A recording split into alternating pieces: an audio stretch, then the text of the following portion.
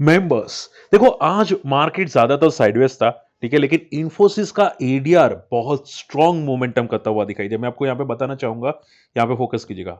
4% approximately gap up है। पता है क्यों? रिजल्ट अच्छे हैं? नहीं, रिजल्ट बिल्कुल भी अच्छे नहीं है, लेकिन कमेंट्री बहुत सॉलिड है, कंपनी की बहुत तगड़े ऑर्डर्स मिले हैं, जिसकी वजह से इन्फोसिस का एडीआर आपको 3.5% ऊपर दिखाई दे रहा है। ठीक है, अगर मैं गिफ्ट निफ्टी की बात करने जाऊं तो यहां पे गिफ्ट निफ्टी देख सकते हैं 19 पॉइंट ऊपर है। हालाँकि देखो, एक बात याद रखिएगा कि आज फेड की कोर्ट, मतलब यूएस में कोर्ट की इंपॉर्टेंट हियरिंग है, सुप्रीम कोर्ट की। फैसला आएगा कि टैरिफ इंडिया पे या दूसरी कंट्रीज़ पे लगेगा कि नहीं लगेगा। ये बहुत बड़ा इंपॉर्टेंट अपडेट्स है, ठीक है? तो मैं आज थोड़ी बहुत डिटेल में डिस्कस करूँगा, वीडियो अंत तक देखिएगा। एंड अगर हमारी कम्युनिटी में आना चाहते हैं, हमारे लिंक से अकाउंट ओपन कर सकते हैं, डीमैट अकाउंट ओपनिंग की लिंक यहाँ पे। देखो, मैं बहुत सारी चीज़ें आपको बताऊँगा, ठीक है? हमारे अगर कम्युनिटी में आते हैं, काफ़ी चीज़ें हैं, मैं बताऊँगा। मेरे पास मल्टीपल स्क्रीनर्स है, मैं क्या यूज़ करता हूँ, क्यों यूज़ करता हूँ स्विंग ट्रेड के लिए, वो सब आपको मैं समझाने की कोशिश करूँगा। ठीक है? तो काफ़ी बेनिफिट होगा, आप डेफिनिटली अगर इंटरेस्टेड आ सकते हैं। बाकी आज थोड़ा-सा मैं टाइम स्पेंड करा था फैमिली के साथ, मकर संक्रांति है, ठीक है? चलिए, सबसे पहले बात करते हैं मार्केट की। देखो, एक बात याद ज़रूर रखिएगा मार्केट के अंदर, समझो यहाँ पे, ध्यान से समझो। मार्केट में आपको एक बात याद ज़रूर होनी चाहिए कि जभी भी मार्केट एक बड़ी रेंज में होता है, सी यहाँ पे देखो। यहाँ पे आपको दिखाई दे रहा है, ठीक है? ये जो मोमेंटम थी 2 दिन पहले, ठीक है? फिर यहाँ पे यस्टरडे का जो मोमेंटम था, ठीक है? वो क्लियर बता रहा है कि एक रेंज में है। अब मार्केट अगर इस रेंज में ओपन होता है, तो चांसेस हाई होते हैं कि मार्केट रेंज बाउंड रहेगा। तो आप लोग जब भी निफ्टी में या बैंक निफ्टी में ट्रेड करते हैं, हमेशा याद ये रखिएगा कि अगर मार्केट 2 दिन से रेंज में है और वो रेंज के अंदर ओपन होता है मार्केट, तो आप ये समझो कि वो रेंज के अंदर ही मार्केट ट्रेड करेगा। जैसे कि यहाँ पे देखो, सी ये आपको दिखाई दे रहा है, ठीक है? यहाँ पे कितनी बड़ी रेंज थी, तो नेक्स्ट डे को यहाँ पे ओपन हुआ तो रेंज में था। फिर यहाँ पे वापस रेंज में था, वापस रेंज के अंदर ओपन हुआ, वापस रेंज के अंदर ओपन हुआ। फिर आप देखोगे यहाँ पे फॉल के बाद कितना गैप अप ओपन हुआ, तो पूरी रेंज तोड़ दी। ठीक है? तो हमेशा ये याद रखिएगा कि रेंज बाउंड रहने की चांसेस ज़्यादा है, अगर प्रीवियस दिन या प्रीवियस 2 दिन मार्केट बड़ी मोमेंटम करता है। ठीक है? अभी के लिए आप गिफ्ट निफ्टी देख सकते हैं, गिफ्ट निफ्टी यहाँ पे 25,700 के आसपास आपको दिखाई दे रहा है, ठीक है? 25,700 के आसपास यहाँ पे है। रही बात गोल्ड एंड सिल्वर की, अनबिलीवेबल रियली, ठीक है? कल ही मैंने आपको बताया था, मेरी ये जो चैनल है, आपने नहीं देखा, जाके चेकआउट कीजिएगा। मैंने आपको ये भी समझाया था कि gold and silver Indian market में कैसे देखे जाते हैं, प्लस रेंज ब्रेकआउट कैसे देखा जाता है, ये भी बताया था। अगर आप ध्यान से देखोगे तो मैंने आपको ये बताया था कि अ, यहाँ पे ईएमए के अंदर 15 मिनट चार्ट के अंदर बार-बार सपोर्ट लेता है सिल्वर, यहाँ पे देख सकते हैं, ठीक है?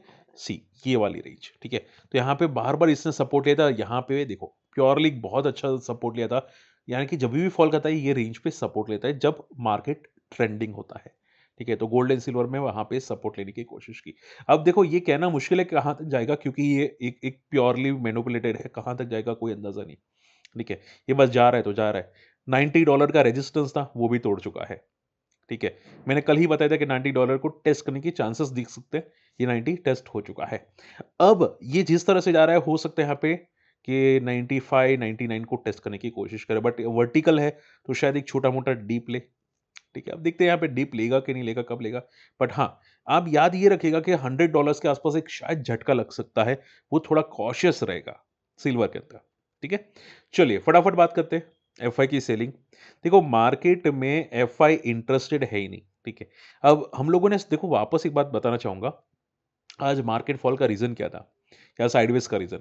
पहले तो आज यूएस के सुप्रीम कोर्ट का डिसीजन था, ठीक है? वो अभी तक आया नहीं है, आएगा मैं आपको बता दूँगा, ठीक है? लेकिन वो डिसीजन है, देख सकते हैं यहाँ पे, माना तो यही जा रहा है कि ट्रम्प के पक्ष में आ सकते हैं, क्योंकि इनके जो जज होते हैं, ठीक है? वो ज़्यादातर एक एक मेन पार्टी के हैं, जो ट्रम्प ट्रम्प कंट्रोल करता है, ठीक है?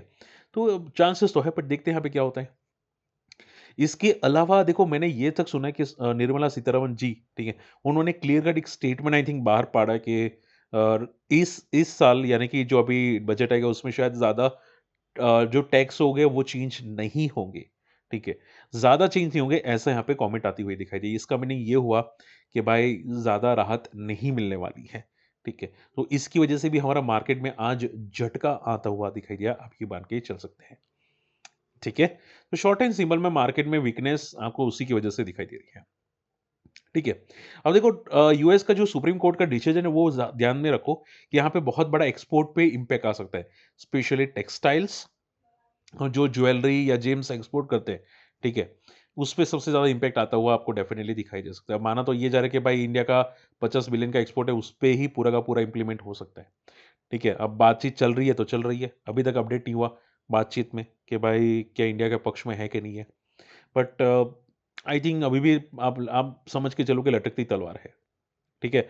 और इसका एक और रीज़न है, मैं आपको बताना चाहूँगा, जस्ट अ सेकंड, सी यहाँ पे। अभी इंडिया ने यहाँ पे एक बहुत बड़ी न्यूज़ भेजी है कि ईरान में अगर कोई जा रहा है, तो यहाँ पे अवॉइड कीजिए, ठीक है? ऐसा पहला न्यूज़ आई थी जब यूक्रेन के साथ वार चल रही थी या रशिया के साथ वार चल रही थी, तब यहाँ पे इंडिया ने एक ऐसा ही नोटिस जारी किया था, ठीक है? उसके बाद आपको पता है कि क्या हुआ था। अब ईरान के साथ नोटिस जारी किया है, अब आप समझदार हैं कि क्या होगा, ठीक है? तो माना तो यही जा रहा है कि सैटरडे, संडे में डेवलपमेंट बहुत बड़े अब आते हुए दिखाई दे सकते हैं, यूएस की तरफ से। इसकी वजह से भी मार्केट हमारा थोड़ा-सा वीक है, ठीक है? तो शॉर्ट एंड सिंपल में बहुत सारे ग्लोबल रीज़न्स हैं और ज़्यादा रीज़न्स तो आप यही समझ के चलो कि भाई टैरिफ या टैक्स बहुत ज़्यादा है। चलिए फटाफट पॉइंट पे आते हैं। लेकिन देखो, मुझे काफ़ी लोगों ने कमेंट किया था कि सर क्या मार्केट में क्या चल रहा है? क्या मार्केट में नेगेटिव पुलबैक है? मैं आपको वन शॉट कर देता हूँ। देखो, मार्केट टाइम पास कर रहा है, रेंज बाउंड है, जैसे कि आप क्लियर कट चार्ट्स में देख सकते हैं, ठीक है? प्योरली रेंज बाउंड है, यहाँ पे कुछ भी ऐसा नहीं हो रहा है जो आप बोले कि भाई यहाँ पे एक बड़ा ब्रेकआउट है या बड़ा ब्रेकडाउन है, ठीक है?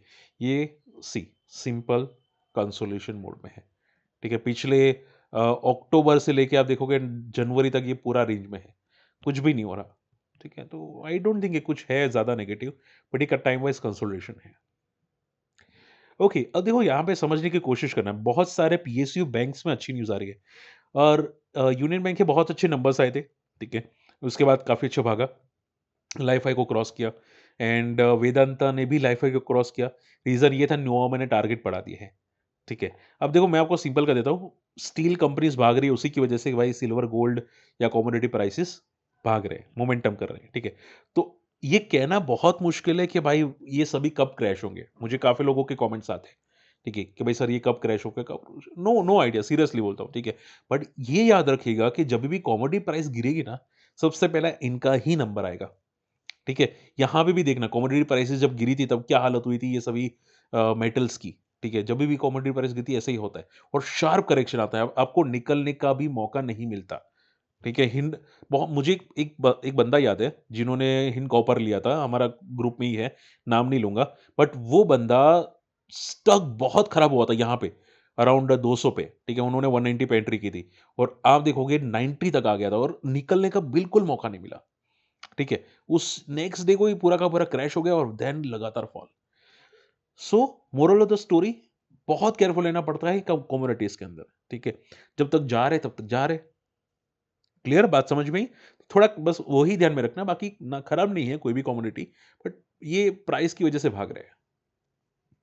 अब देखो, पीएसयू बैंक्स में बहुत अच्छे नंबर्स आ रहे हैं, ठीक है? माना जा रहा है बहुत सारे पीएसयू बैंक्स के अच्छे नंबर्स आ सकते हैं। मैं देखो एक आपको एक लॉजिक बताऊँगा, ध्यान से सुनिएगा। सी समझिएगा, मैं मज़ाक नहीं करता कभी भी, क्योंकि आप बहुत सारे लोग मेरी बिग बुल सीरीज़ को देख चुके हैं। तो मैं आपको एक लॉजिक बताऊँगा, याद रखिएगा। मैंने काफ़ी बार आपको समझाया है कि जो भी कंपनीज़ रिज़ल्ट के दिन या रिज़ल्ट आने के बाद 5% से ज़्यादा, या मैं बोलूँ मिनिमम 7%, ठीक है? 7% या उससे ज़्यादा की क्लोजिंग देती है, ठीक है? और अगर पॉसिबल हो तो नियर हाई पे क्लोजिंग देती है, तो चांसेस हाई बन जाते हैं कि वो नेक्स्ट क्वार्टर रिज़ल्ट तक पॉजिटिव रहने की उम्मीद रहती है, ठीक है? चांसेस हाई बनते हैं, मैं ऐसा नहीं बोलूँगा 100% होगा, ठीक है? चांसेस हाई बनते हैं। पॉइंट नंबर 2, मैंने आपको एक थंब रूल भी बताया है कि रिज़ल्ट का 7 दिन का हाई, वो आपको सबसे ज़्यादा सेफ्टी देता है कि रिज़ल्ट के बाद 7 दिन अगर हाई क्रॉस कर जाता है रिज़ल्ट का, तो भी चांसेस है कि नेक्स्ट क्वार्टर रिज़ल्ट यानी कि आने वाले 3 महीने तक चार्ट टेबल पे पॉजिटिव रहता है, ठीक है? अब आप यूनियन बैंक को देखिएगा, यूनियन बैंक की आज की क्लोजिंग बहुत स्ट्रॉन्ग है, रिज़ल्ट्स आने के बाद, है ठीक है? यहाँ पे हम लोग रिज़ल्ट एक बार देखते हैं, 7% से ज़्यादा की क्लोजिंग है, 7 की पीई पे ट्रेड करा है एंड अगर आप देखोगे तो यहाँ पे नंबर्स अच्छे हैं डेफ़िनेटली। हम लोग इनका ग्रॉस एनपीए देखते हैं, ग्रॉस एनपीए भी काफ़ी तगड़ा डिक्लाइन आया है, ठीक है? 3% का ग्रॉस एनपीए है। तो शॉर्ट एंड सिंपल में नंबर्स बहुत स्ट्रॉन्ग दिखाई दे रहे हैं हर एंगल पे और आई थिंक जहाँ तक मैंने सुना है कि इस साल आई थिंक मर्जर भी होने वाला है यूनियन बैंक का, अगर मैं गलत नहीं हूँ तो। सो अभी के लिए शॉर्ट एंड सिंपल में बहुत अच्छी बात है। जब तक आज का हाई पॉज़िटिव है, तब तक तो पॉज़िटिव है।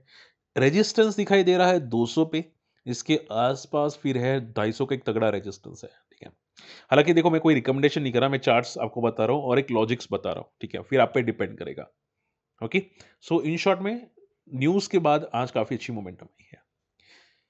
ओके, इन्फोसिस का बात कर लेते हैं। इन्फोसिस का नंबर्स मैं यहाँ पे बता देता हूँ एक बार के लिए आपको, नंबर कैसे हैं। ओके, जस्ट अ सेकेंड, कहाँ पे गए, यहाँ पे गए number. See sales year to year basis पे स्ट्रांग है, नेट प्रॉफिट 11% से बढ़ा है। हालांकि आपको ये प्रॉफिट नहीं देखना चाहिए, आपको देखना चाहिए EBITDA. EBITDA year to year grow है, पॉजिटिव है। हालांकि नंबर्स के हिसाब से आई थिंक टीसीएस ज्यादा बेटर था, बट इन्होंने कमेंट्री क्या दी, समझो बात को। इन्फोसिस ने कमेंट्री ये दी कि इनका जो इम्पैक्ट हुआ है बैलेंस शीट में वो वन टाइम हुआ है न्यू लेबर कोड की वजह से, प्लस इन्होंने नई डील जीती है, नई डील मिली है $30 मिलियन की, और इनकी टोटल ऑर्डर बुक हो चुकी है $4.8 बिलियन, ठीक है। यूके से भी ऑर्डर मिलता हुआ दिखाई दिया $1.6 बिलियन का। तो फ्यूचर कमेंट्री कंपनी ने बहुत स्ट्रांग दी है, पॉजिटिव दी है, ठीक है। और उसी की वजह से अगर आप देखें तो इसका जो एडीआर है वो 4% ऊपर आपको दिखाई दिया है, ठीक है। सो देखो, बड़े जो लार्ज कैप के स्टॉक्स होते हैं उसका थंब रूल है। मैंने सिंस 2000, मैं तो ये बोलूंगा उससे पहले नहीं पता सकता, बट सिंस 2000 यानी कि आज से लेके 26 साल हो चुके हैं, इसने पैटर्न को फॉलो किया है। जब भी मंथली चार्ट पे ये क्रैश के टाइम पे भी आया है 40 आरएसआई पे, इसने पुल बैक दिया है। 2009, 2013, 17, 23, 25 मिड, ये जब भी सपोर्ट पे है इसने बाउंस लिया है 40 आरएसआई पे, ठीक है। Infosys, TCS, Wipro, HCL tech, ये सब ने बाउंस बैक लिया है, ठीक है। फिर भी आपको लगता है कि भाई ये लॉजिक गलत है, तो एक बार आपको दो बार सोचना चाहिए, ठीक है। सो इन्फोसिस के नंबर अच्छे हैं, यहाँ पे बेस बना रहा है 1200 पे, और अगला रेजिस्टेंस है 2000 पे। आई थिंक एडीआर पॉजिटिव है, तो चांसेस है कि नेक्स्ट क्वार्टर रिजल्ट तक अगर ये क्लोजिंग अच्छी देता है तो पॉजिटिव रहेगा, ठीक है। तो शॉर्ट एंड सिंपल में Infosys is positive. And last not the least, grow. Grow के नंबर्स एवरेज है, बट जिनको नहीं पता है बताना चाहूंगा कि लाइव मार्केट में आ चुके थे और कोई इम्पैक्ट लगता नहीं है कि आया है चार्ट्स पे, ठीक है। आप देखोगे 1% पॉजिटिव है, ठीक है। और देखो एक बात समझो, ये जितने भी ब्रोकिंग कंपनीज हैं उनके quarter to quarter I think थोड़े वीक ही आए हैं because of the market conditions and वगैरह वगैरह, ठीक है। सो अगर छोटा सा डीप है तो कोई फर्क नहीं पड़ता, क्योंकि 20-25% का एक्सपेक्टेड था, अप्रोक्सीमेटली 20 से 25% का एक्सपेक्टेड था, ठीक है। रही बात वैल्यूएशंस की, तो देखो वैल्यूएशंस तो पहले से एज कम्पेयर टू अदर थोड़ा स्ट्रेची है, कहना मुश्किल है, बट जैसे कि मैंने बोला रिजल्ट का 7 दिन का हाई, ठीक है। मान लो कि आज रिजल्ट आए हैं, अब ये 7 दिन तक क्या करता है, क्या 7 दिन का रेंज तोड़ेगा, ठीक है, तो फिर पता चल जाएगा। तो आने वाले 7 दिन देखो क्या हो रहा है ग्रो के अंदर, बिलियन ब्रेन्स के अंदर, क्या ये 7 दिन के बाद नया हाई क्रिएट करता है कि नहीं। अगर हाँ, तो नेक्स्ट क्वार्टर रिजल्ट तक टेक्निकल चार्ट पे पॉजिटिव रहने की उम्मीद दिखती है। बात समझ में आई, ठीक है। तो शॉर्ट एंड सिंपल में मार्केट रेंज बाउंड है। एंड अगर आपको सपोर्ट की बात करने जाए तो यहाँ पे टेक्निकल चार्ट पे सपोर्ट दिख रहा है 25,490 के आसपास, ठीक है, अप्रोक्सीमेटली। अगर ये टूटता है तो 25,200 पे आएगा, अगर टूटे तो, ठीक है। चलिए, होप आज का वीडियो पसंद है, वीडियो शेयर करना, चैनल सब्सक्राइब कर लेना, और यहाँ पे गोल्ड एंड सिल्वर के बारे में अपडेट किया है, अगर कोई नहीं, किसी को नहीं पता है जाके चेकआउट कीजिएगा, सीखिएगा। मिलते हैं अगले वीडियो में, बाय।